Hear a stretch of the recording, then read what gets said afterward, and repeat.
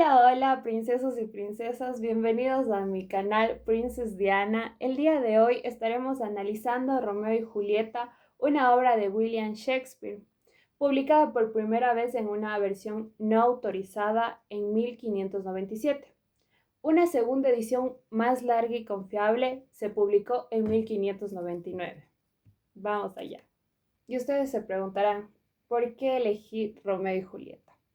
Elegí Romeo y Julieta, un drama literario de género trágico, porque es una de las obras más icónicas de la literatura, un romance marcado por la pasión y el destino, recordando a generaciones el amor eterno.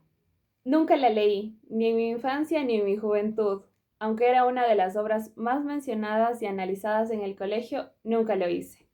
Sin embargo, en la universidad se presentó nuevamente en la lista de lecturas obligatorias.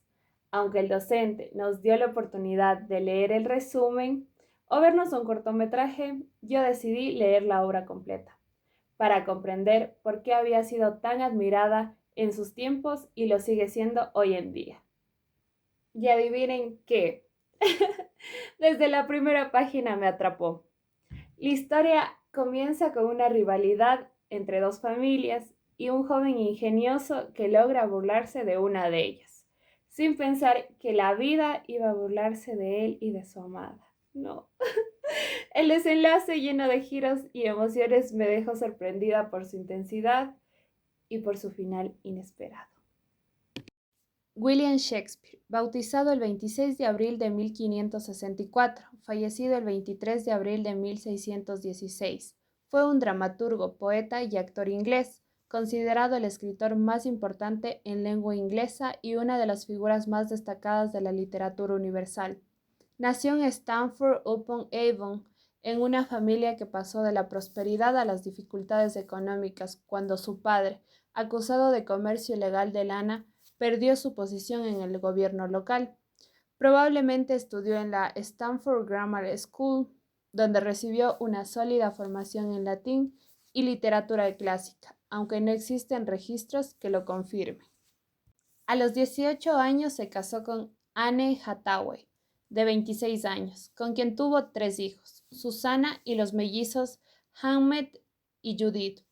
Se cree que su matrimonio no fue feliz. Entre 1585 y 1592 hay un periodo conocido como los Años Perdidos, del cual no existen registros de su vida. Posteriormente aparece en Londres vinculado al teatro, donde alcanzó fama y reconocimiento como autor y actor. Su obra marcaría para siempre la historia de la literatura y el arte dramático. Lo que no sabías de William Shakespeare. Nunca deletreó su apellido de ninguna de las 6 formas que se conservan hoy en día. En los tiempos del dramaturgo, las normas ortográficas todavía no se habían fijado, así que puede llamarse William Shakespeare, William Shakespeare o William Shakespeare. Todos sus personajes fueron escritos para hombres. Esto se debe a que las mujeres en aquel entonces no actuaban en el teatro. Finalmente, muchas de las palabras fueron creaciones suyas. Otras ya existían, pero él fue el primero que las puso en papel. Otras tenían uso marginal y después se popularizaron. Por ejemplo, arrogancia, asesinato, sangriento, sospechoso. Así como la expresión no es oro todo lo que reluce. Apareció por primera vez en El Mercader de Venecia, al igual que el nombre Jessica. Ahora les voy a dar contexto de la tragedia de William Shakespeare, Romeo y Julieta. En la ciudad de Verona, dos familias poderosas, los Montesco y los Capuleto, mantenían una enemistad histórica. En medio de ese conflicto surgió un amor inesperado que desafiaría el odio heredado por generaciones. Romeo, un joven Montesco, asistió en secreto a un baile organizado por los Capuleto, donde quedó deslumbrado por Julieta, la hija de su rival. Aunque ambos descubrieron pronto que pertenecían a casas enemigas, su conexión fue inmediata e imposible de ignorar. Esa misma noche, Romeo escaló el balcón de Julieta y juntos intercambiaron promesas de amor eterno. Decididos a estar juntos, buscaron la ayuda del fray Lorenzo, quien los unió en matrimonio, con la esperanza de que su unión trajera paz entre ambas familias. Sin embargo, poco después, Una pelea entre jóvenes de dos bandos terminó en tragedia. Mercucio, amigo de Romeo, fue asesinado por Tebaldo, primo de Julieta. Enfurecido, Romeo vengó su muerte, lo que provocó su destierro de Verona. Desesperada, Julieta acudió al fray Lorenzo, quien ideó un plan para reunirla con su amado. Ella debía beber un brebaje que la haría parecer muerta, mientras que enviaba un mensaje a Romeo explicando la estrategia. Pero el mensaje nunca llegó. Al ver a Julieta en ese profundo sueño, Romeo creyó que realmente había muerto y devastado tomó una decisión fatal.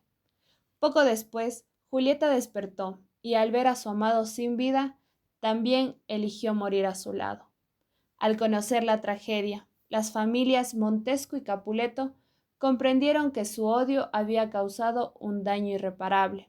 Movidos por el dolor y el arrepentimiento, finalmente hicieron las paces, sellando así el fin de su enemistad con la muerte de los jóvenes amantes. El amor, cuando es desmedido, puede ser la fuerza más liberadora o la más destructiva, dependiendo de cómo lo enfrentemos. La tragedia de Romeo y Julieta ha sido interpretada como una reflexión sobre las consecuencias destructivas del odio entre familias y la pasión juvenil.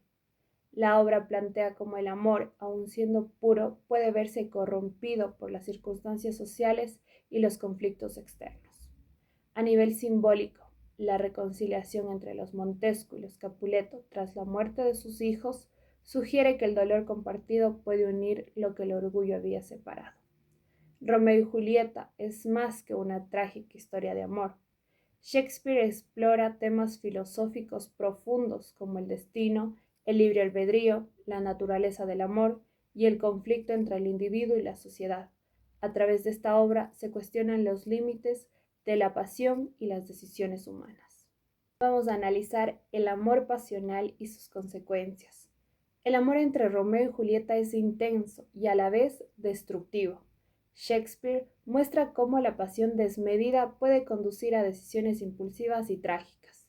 El amor de los protagonistas también puede interpretarse como una forma de rebelión frente a las divisiones sociales y familiares, reflejando el conflicto entre el deseo personal y las normas impuestas por la sociedad. Otro de los temas que puede evidenciarse en la obra es el destino versus el libre albedrío. La obra está impregnada de referencias al destino, pero las decisiones impulsivas de los personajes juegan un papel crucial en su caída. Romeo y Julieta parecen estar atrapados por un destino inevitable, aunque sus propias elecciones también los conducen a la tragedia. Esto invita a reflexionar sobre cuánto de la vida está predeterminado y cuánto depende realmente de nuestras acciones. El último de los temas vistos aquí es la muerte y el sentido del sufrimiento. La muerte de los protagonistas se convierte en una forma de redención para sus familias.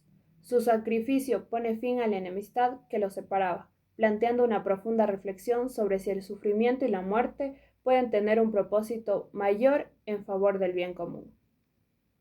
Me identifico con Julieta porque ella vive un amor pasional junto con Romeo, quien en su momento hizo todo lo que estaba a su alcance para continuar esa relación, y aunque no se pudo consolidar, ella vio y demostró que su amor era real más allá de la vida y la muerte.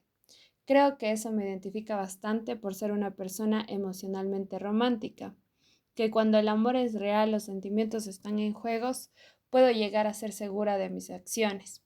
Le otorgaría un 10 sobre 10 a este personaje porque Julieta actuó siguiendo lo que le dictaba el corazón y creo que eso es lo que precisamente hoy en día hace falta, hacer las cosas desde el corazón, mostrando los sentimientos genuinos.